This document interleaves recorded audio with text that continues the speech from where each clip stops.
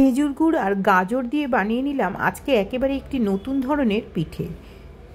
এই হচ্ছে সেই শীতের লাল গাজর এবং নারকেল। নমস্কার, আমি পারমিতা, আপনারা দেখছেন পারমিতার পাকঘর।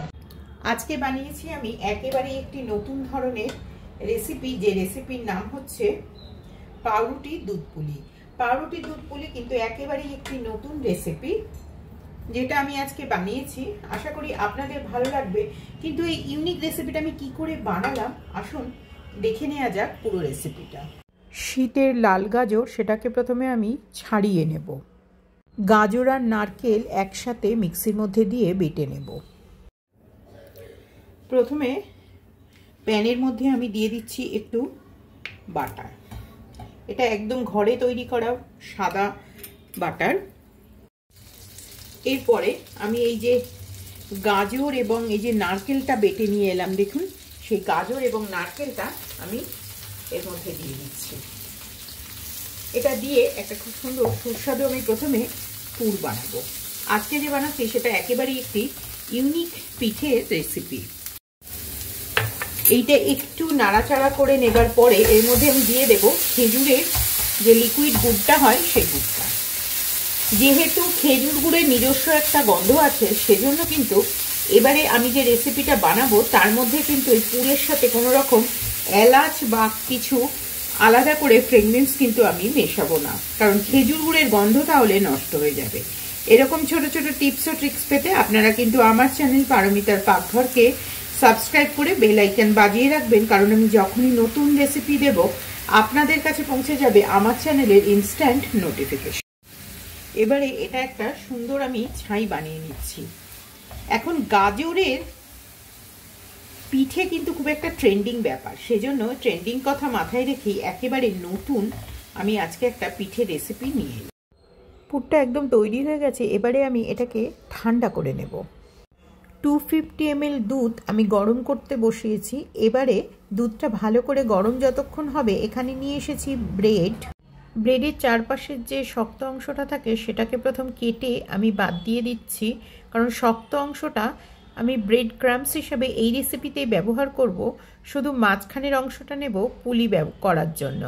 ঠিক সেই কারণেই একদম ধারের অংশটা বার করে নিলাম। এইভাবে আমি প্রত্যেকটা ব্রেডই কেটে কেটে এইভাবে রেডি করে নেব। এবারে দেখুন পুরটা ঠান্ডা হয়ে গেছে। এই ব্রেডটাকে আমি একটু হালকা হাতে জাস্ট একটু এরকম বাড়িয়ে নিচ্ছি। খুব বেশি কিন্তু চাপ দিলে ব্রেড ফেটে যাবে, তাই এরকম হালকা হাতে একটু বেলে নিলাম। এর ঠিক এক সাইড করে লম্বা করে যে পুরটা বানিয়েছিলাম সেই পুরটা কিন্তু আমি দিয়ে দিয়েছি।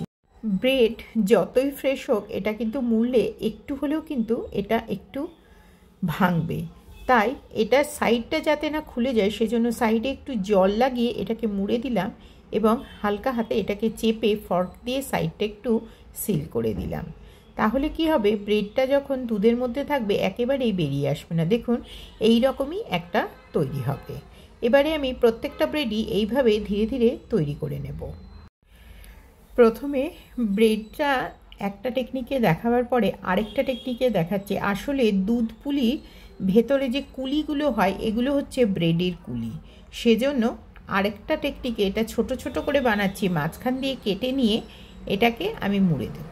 তাহলে ছোট বড় যে কোনো সাইজেরই আপনারা কুলিটা বানিয়ে নিতে পারেন। এটা দেখতে এত সুন্দর আর তার সাথে খেতে এত সুন্দর হয়। এটা ডেজার্ট হিসাবে আপনারা যে কোনো বাড়িতে অনুষ্ঠানে বা এমনিও শীতকালের দিনে বানিয়ে খাবেন, বা যে কোনো রকম প্রোগ্রামের দিনে আপনারা বানিয়ে এটা যদি কাউকে খাওয়ান, আপনারা কিন্তু আমি 100% নিশ্চিত আপনারা সুনাম কিনবেন।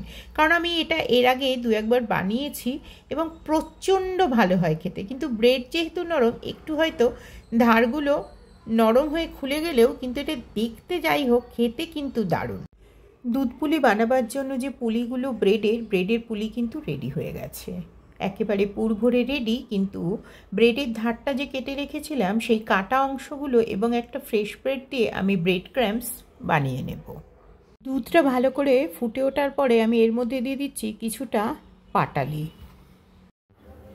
পাটালি গুড়টাকে প্রথমে দুধের মধ্যে ভালো করে গুলতে দিতে হবে।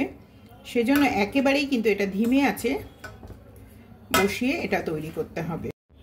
যারা এখন পর্যন্ত আমার চকলেট পাটিসাপটা এবং প্রিন্টেড পাটিসাপটা এবং সমস্ত পিঠে রেসিপিগুলো এখনও দেখেননি, আমি সেই সমস্ত রেসিপির লিংক ডেসক্রিপশন বক্সে দিয়ে দেব, আপনারা প্লিজ একবার চেক আউট করে নেবেন।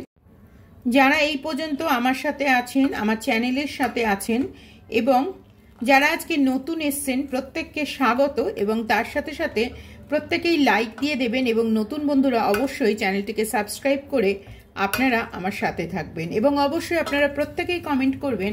আপনাদের প্রতিটি কমেন্ট আমাকে মোটিভেট করে এবং আমি নতুন রেসিপি বানাতে উৎসাহিত হই।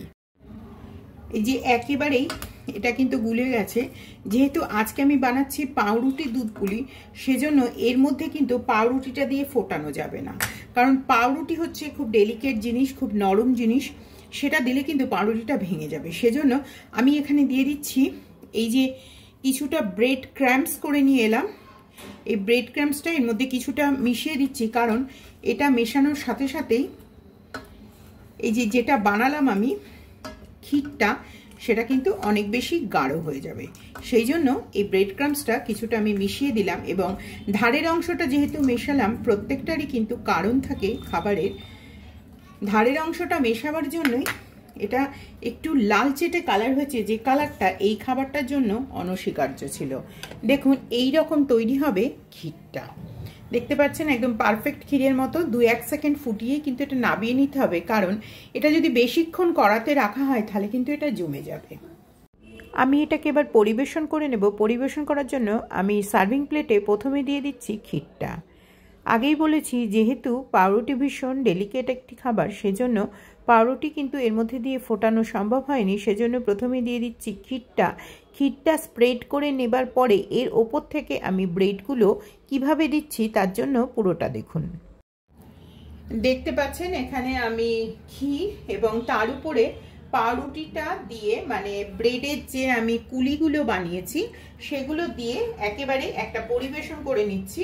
এটা কিন্তু খুব সুন্দর একটি ডেজার্ট রেসিপি এবং এটার ওপর থেকে দেখুন আমি আরো অল্প অল্প করে এটা দিয়ে দিচ্ছি। এটা যত ভিজে যাবে তত কিন্তু এটা অসম্ভব সুন্দর খেতে ভালো লাগবে। সরস্বতী পুজো যাবার আগেই কিন্তু আমি আজকে পিঠে রেসিপি বানিয়ে ফেললাম, কারণ সরস্বতী পুজো এসে গেছে। সরস্বতী পুজো উপলক্ষে একেবারেই একটি নতুন রেসিপি আমি কিন্তু নিয়ে আসতে চলেছি। দেখুন কত সুন্দর একটা ডেলিকেট মিষ্টি তৈরি হচ্ছে। পিঠে তৈরি হবে আর পিঠের সাথে খেজুর গুড়ের নরম গুড় থাকবে না, সেটা তো হতে পারে না। তাই ওপর থেকে পরিবেশন করছি নরম খেজুর গুড় দিয়ে। কেমন লাগলো আজকে আমার এই রেসিপি, ইউনিক রেসিপি? অবশ্যই আপনারা দেখবেন। সরস্বতী পুজোতে আসছে আরও একটি নতুন রেসিপি, আপনারা অবশ্যই দেখতে কিন্তু ভুলবেন না। তাহলে আজ এই পর্যন্তই। আগামীতে আমি আবার ফিরবো আপনাদের সাথে। পারমিতা, আমি ছিলাম আপনাদের সাথে।